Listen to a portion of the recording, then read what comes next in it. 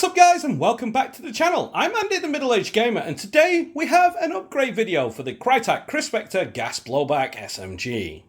Now, as you guys know, I was so looking forward to this. The unboxing, I was giddy like a little schoolgirl. It was like, yes, it's an awesome piece of kit, something futuristic, different on the playing field. I love all that sort of stuff.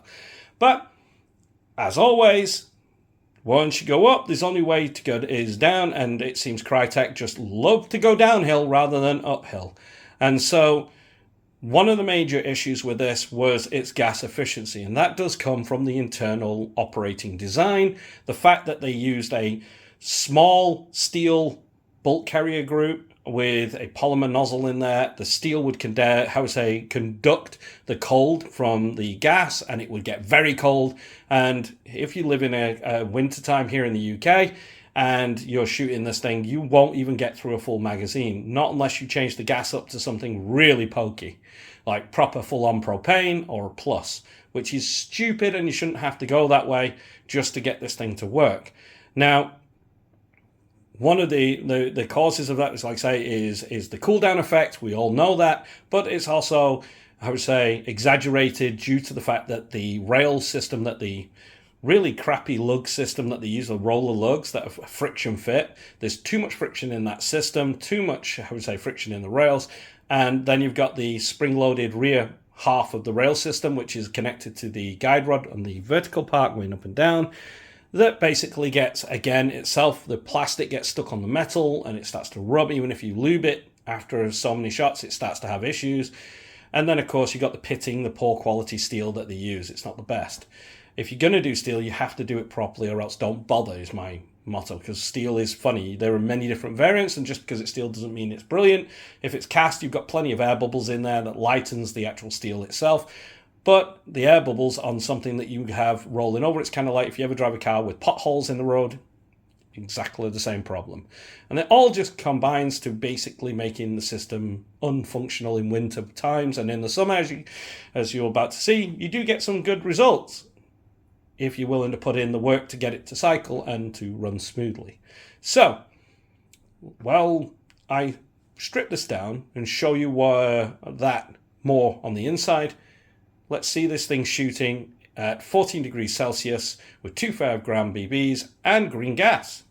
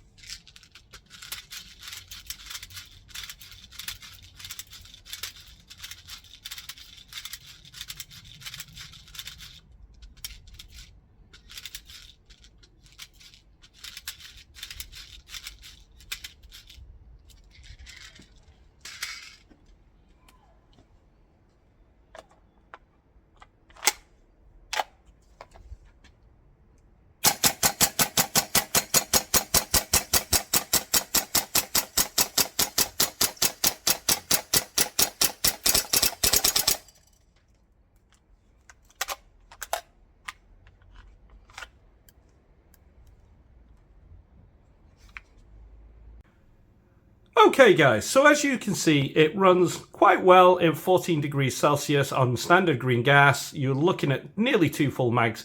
If you do a mag dump on there, it won't even get through the full one, that's for sure, because it does leak quite a bit of gas. But that's not bad. But considering the fact that we're in September now and we're already starting to go into the autumn phase where trees are starting to change colour, the cool air coming back in, and that 14 degrees is going to drop down to more like 5 or 6 degrees as an average out there. But with that respectively, we need to look at this system to explain why we have a lot of the problems and what we're going to do. So straight away, here is the lower. I love the build quality in that respect. It's really, really good. It feels solid. There's no messing. But the metal they used, these rails, if I get my little pointer out. Where are you? You are. So if I pull out my little puncher, these rails right here are what your bolt is going to ride along, okay? Now, the metal here, as you, we can pull that up here, we can just barely see it, as all the paintwork has gone off. Once that paint goes off, this is rougher than sandpaper. It's kind of like shark skin at the end of the day. It is so rough. And that adds friction. Now, it's on both sides, it's mirrored exactly, and that's never good for the system. Now, add to that, you have your little bolt carrier here. Now, to be honest, this is what's got to basically work. Now, the volume in here, you can see here your piston head, right here, is just a rubber polymer piston head. It's not really the best in the world, and you only have, essentially, that's where it will start to go back.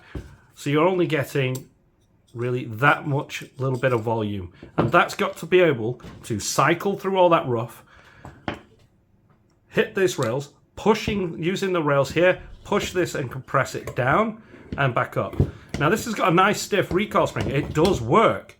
The only downside I've seen to this is the steel plates, like I was telling you. I don't know if I can get that in. Let me see if I can. Oop. There you go. But this is pitted like crazy. Once this paintwork comes off, you are going to need to get a file, a very fine one, and file it gently over, just to get rid of any of the pits and troughs. You can just see remnants of one there, and there's another one's here. Then you can't take too much, because if you take too much off, then here on the upper, when this goes up, the little disconnector arm in here, this touches so that the hammer will fall. If you don't do that, the hammer won't fall and the gun won't fire. You get a click, no bang. And so it just comes down to really annoying, let's put it that way, but a really annoying system. The real one has cutouts here. This is basically put in like that and then cammed in for dimensionally, so you can tell this is not the right dimensions for this. But this would go in, it would cam, lock in, and as this goes back, it forcibly pushes it down, and then this pulls it down. That gets it out of the way, and then wham, gives it more movement. But again, I don't think this is one-to-one on the real bolt size. I think this is just a tad too small, about 2 or 3 centimeters smaller, and therefore you're getting less volume. Less volume means less reliable lockback. So, how do we fix that? How do we get it so that it's more efficient with the piston head, okay, and this steel bolt carrier here? So you don't get the conduction of cold into there where it gets really, really ice cold, and that freezes the O-ring, stops it from sealing, and therefore you're pissing out gas and not actually doing anything. Well, that's where Hephaestus comes in. We finally got there, right? Hephaestus have released a brand new piston head for the Krytac Kriss Vector. This is their performance one, and it's designed to give you a better recoil and impulse. And to be honest with you, I'm going to now install that in this. You've already seen what it can do with normal, so it's going to be interesting to see if it actually works. If it does, it means that this suddenly becomes the best option for me at Christmas time when it's freezing and I can use this thing, which is always the best for anyone. So let's get on with it. And what we're going to need to do is if we can get my nail here, come on, there we go. Right there is an E-clip. Just under there, we're going to need to remove that special E-clip, and that will then allow us to push through this and drop the nozzle right out. Okay? So, let's get that done. Okay, so at this point, you're going to want to remove the screws out of here. So you take the retaining screws out, and then you're going to take the, if we can get that little E-clip there, out of the way, and then your whole nozzle assembly will come out like this. Now, you're not going to disassemble everything, but it would help to take this moment to clean it up. Just using a standard bit of tissue would be fine. And what we're going to do next is pop this what we're going to do next is pop this piston head off, and then we're going to install the Hephaestus one. Okay, so now that we've removed the piston head and we've taken a small little pin, this one, which comes out of here, out of the main nozzle itself when you replace it, that leaves you with this. So what we're going to do next is the following. We're going to take the ring here, which is going to be all set and ready to go, I think. All right, so there is a little detent. Let's see if we got one in there. A little detent on the inside. That ring just fits like that. It will sit in that detent right there. Then what we want to do is take the back end of this, put that like that, and that sits like that. Now with the new piston head on, we can now take the back here and refit it. And then we want to take our little pin and put that through, and I'll get that put on. So we should get a little pin, put it back in, and we'll get that put through right away. Okay, so now that I've got everything installed, you can see the lovely golden piston head right there. Basically what that's done now is giving you better performance, so they say. So we're going to find that out. When you put everything back, please try to make sure everything is as flush as possible, because otherwise it will cause excessive wear and tear. Make sure it's all tightened down right. Your E-clip will be the easiest part when it goes back on. It really is. If I can get this right here. Just goes on and it's done. Now, what we're going to need to do now before we can put things back is get things lubed up. So, I'm going to take our super lube. Yep. Innuendo 1. Okay. And what you're going to want to do is go in from the side here and just put some on this lower rail. And you just want to basically coat it all the way down this rail. Because what you're doing is, if I just take this out of the way a second. So what you're doing is basically getting this rail all nice and coated, ready to guide. Because like I say, the rails are rough as shark skin. They're really, really sharp. And it's just not the best thing for this system. So putting some lube there and here, and then just rolling it up and down where the rollers are going to go. Don't do too much. You'll need a thin, but using this spreads that little small amount all the way up and down properly as it should be. And it's the same on both sides, just so that when the bolt carrier's gone back in, it will slide up and down. Now, it will sort itself out. It usually does. And lastly, we're going to do the recoil rails here, which are simple. You just put one there. We're going to put that in there. Because again, with this being metal, the plastic that they use, the polymer they use for this, these actual guides here, it does create a little bit of friction. It's all small things, but if you put too many of the small pieces of friction into play, it adds up to a huge amount. And so that's really what we've been seeing. It's like they've gone, oh, I want the best steel. But steel is not always the best if you're not willing to put proper, decent, high quality, polished steel in there, you know, smooth stuff. But they're not, they don't, they won't. What more can I say?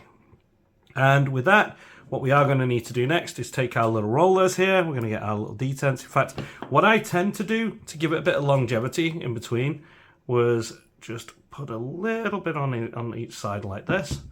I would then literally just scoop one onto that side, one onto that side. And what that allows me to do now is to put these in, and it will squish out a little bit inside, and it causes less wear and tear on these. Again, when they designed this, they should have made these permanently fixed and used proper bearing rollers. They could have done that and it would have made this system more reliable. But, you know, they're not going to listen to us. We're dumb in their eyes. So now you've just got to push it past the hammer reset all the way forward. You can quickly put it up, just add a little bit more. You can already see it's very stiff, but we'll get there. Now, once you've got that done, okay, we're going to take our guide rod here. We're going to put this all back together. Okay. We're going to put our first spring to hold this back in place, which just clicks into there. As you can see, friction in the system, right? Shouldn't be there. So what you want to do is just push that up and down a few times. You can see it starting to want. Okay, now we can get our lube and we're going to put some on the rails here. As you can see, just so much friction in this system. It's ridiculous. Yeah. It doesn't need so much friction in here. It really does not. So you can easily just dab a bit more over the top of the rollers here if it's needing. And then we can let that go, and yeah. It's just needing that little help, which you'll get in a moment. Once it all starts going violent, it'll self-lube itself with the gas inside. So that's just a little FYI there. And yeah, with that, we get our upper, we get our lower. And like I say, you really want it because you want that to go up so it pops that little arm in there and trips the reset. Okay, you can just grab this, put them on top, then we can start with the rear. And we can push the bottom pin in there. That's going to lock that bottom in place now. Put that on here. Come on. There it goes. And then we get the last pin right through here. And I'll say 1. As you can see that, you see that click, no bang. Click.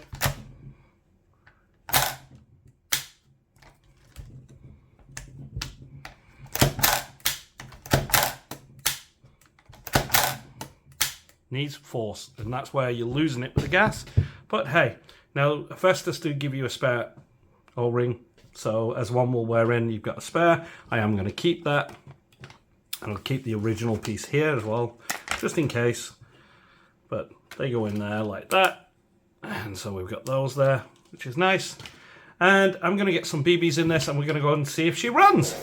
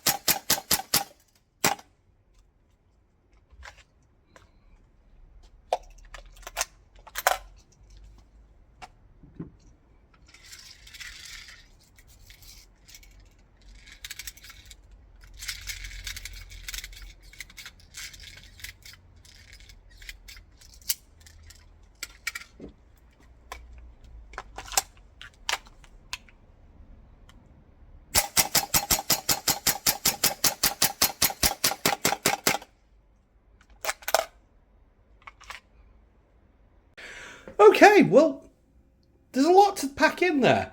First of all, let's talk about recoil. With the older piston head, there was no recoil really. It was inconceivable. Now I can actually start to feel something, which that's already a plus for me. When it came down to BBs, I finished 2 mags and it still had enough. Although it wouldn't lock back at the very last round. So you're talking a lock back guarantee is going to be around about 110 BBs. Because I noticed that around the 110 rounds through, because there's 60 round mags each, I started to feel just a drop. You could audibly hear it if you listen back to the video.